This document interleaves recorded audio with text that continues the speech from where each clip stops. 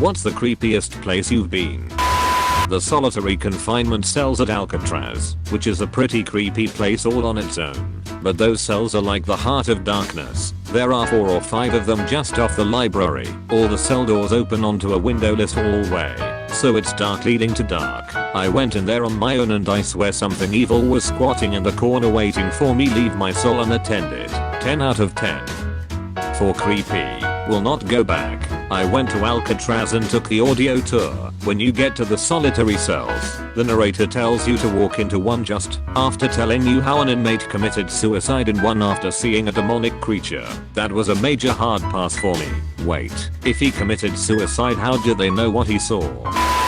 I went to a rest stop at 1 AM outside Springfield, Illinois a few years back. Went to the restroom and there was blood everywhere. It looked like something got slaughtered. I have never hightailed it out of somewhere so quickly beforehand. Update. So a bit of context. This occurred at a rest stop along HWY 55 outside of Springfield. This was a very old rest stop, not a gas station. It happened in maybe Nov, of 2014. Pretty close to Halloween. Probably a junkie that shot up wrong and blew a vein. Unfortunately pretty common. I worked at a gas station for a while and once walked into our restroom to what looked like a brutal murder scene. Blood on everything. Walls, ceiling, doors, literal puddles across the floor. Called the cops and they found the needle in one of the puddles of blood. Edit. There's been some confusion with my phrasing. I did not mean that it is common for users to blow a vein. What is common is for drug users to use gas station or rest stop bathrooms to shoot up in. When I was a kid, we lived in my dad's old house from when he was a kid. It was one of the oldest houses in town and had been there since the 1800s, but had been redone a few times. The house had 3 bedrooms, a master that used to be a screened-in porch, a regular room, and a room off to the side that was barely big enough for a twin bed. When my dad was about 11, his older brother died of heart failure and they had his coffin put in that room for the viewing. When my grandfather died about 10 years later, his was put there too. When I was born, my grandmother offered the house to my parents as she'd gotten remarried, so they took it for $30 a month. That room always creeped me out for some reason growing up, and I didn't like going in there. When I was older and renting the house from my grandma myself, that's when my dad told me about the viewings. Still was a creepy room, and I kept only things I didn't use on a regular basis in there. One year I worked in a haunted house that was inside a building that used to be a funeral home. The morgue was downstairs and still had the drawers. My job was to lay in the drawer and pop out when people walked by. Laying in a cramped drawer, in the dark, on cold metal, with flashes of lights and screams in the distance, was probably the creepiest place. I scared so many people, including a middle school age kid who straight up pooped his pants and a drunk college chick who peed, so it was kind of worth it. You're probably in some people's creepy stories. There's an abandoned mental hospital in my great aunt's old neighborhood. We were at her house for Easter and it was a nice day, so she suggested that we go for a walk. Looking back on it, I think that she walked there purposely. They had a playground but all the equipment was made for adult-sized people. I started to play on it and then had a what the foo moment looking around. Like Alice in Wonderland. It was so bizarre, all overgrown. And then I asked what the building had been. Adults were having polite small talk and hadn't seemed to notice their setting. She explained what it had been. Adults looked kinda weirded out. I didn't see any ghosts or anything like that, but it was the most unsettling feeling that was caused by a place. The crypt, I think that's what it was, of a church in Bayeux, France. I was there on a school trip and we could choose whether to go to this historically old church or see the Bayeux tapestry. I chose the church. IRC, they had just found the crypt a couple of years before, so I was down there by myself, taking pictures, and after a couple of minutes I started feeling downright nauseous. Like, I'm going to get sick right here, nauseous. Went upstairs to get some air, and the feeling went away instantly. Creeped me out. And when I went down with the group afterwards I felt totally fine. Edit. I was wrong about the crypt. The cathedral was built in the 11th century, but the crypt was only rediscovered in 1412. Here is a photo of the crypt, not mine. But it definitely was not all lit up when I went, lol, it was very dark.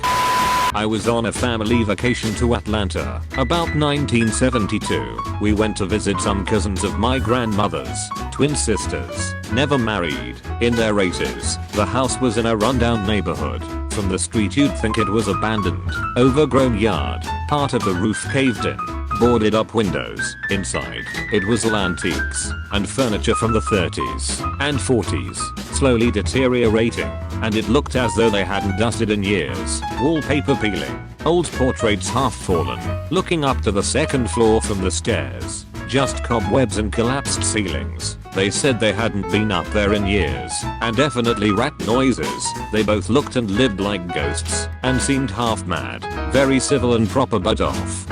As an 8-year-old, I was terrified, especially when one of them joked and said, "You should leave him here. He can live with us." I burst into tears, and we left. I found an old abandoned farmhouse a little ways outside of my little town. It looked as if the people who had lived there just up and left one day. There were still dishes in the sink and a coffee cup with a newspaper beside it on the kitchen table. The date was in 2011. All their clothes were still hanging in the closet. State fair ribbons were stuck all over one wall, one dating back to 1912. Had it not been for the thick layer of dust covering everything, animal droppings, and their little footprint in the dust, you'd think someone still lived there. But no.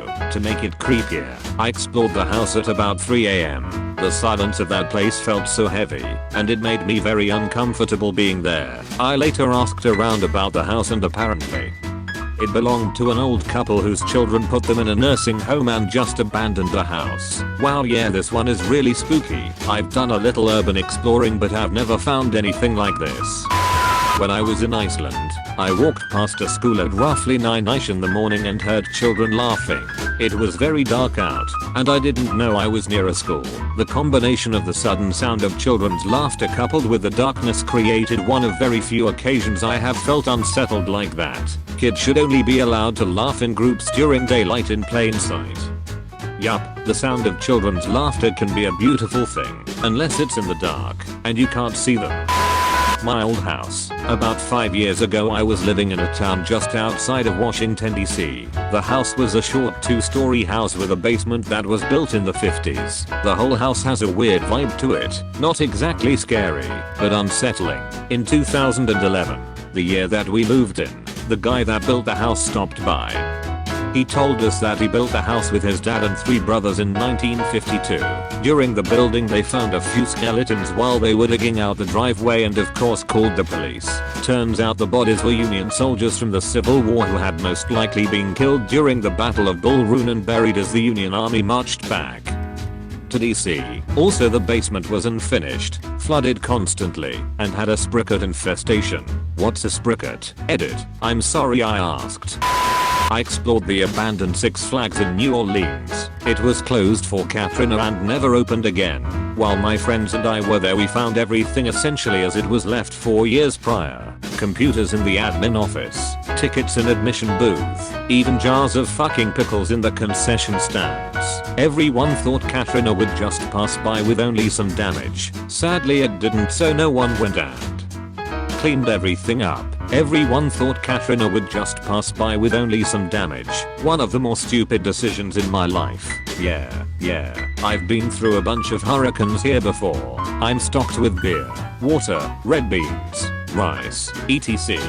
There's no reason to leave town. But yeah, that sucked. An abandoned mental institution in NJ. My friend brought us there and we wandered the grounds and went in a few buildings, including the morgue.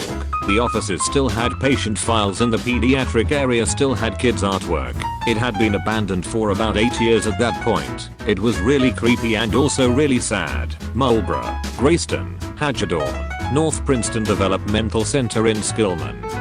I think it was 2004 when I went. A room converted from the previous morgue in a hospital about 135 years old. An old hospital in the town I live in was just converted to an apartment complex. That's a big ol' fuck no from me. The hospital where I was born in Manhattan was turned into luxury condos. Edit. Wow, cake day bling. Thank you stranger. Surely they will give you a discount on Penthouse North. That's literally a birthright. They have to let you move in for free. HMU and I will be your lawyer. my own attic when I was 8. Shut the lights off on your way out and sprint down the steps like the ceiling is collapsing behind you. Whoever says childhood is fun and beautiful is wrong. It's terrifying. Yeah. Fuck all basements and attics and sheds that have a light switch or pull cord some distance inside and not right at the door. My parents' basement is unfinished, literally. Leads right into the dirt. Looks like the end of the Blair Witch Project. Fucking terrifying.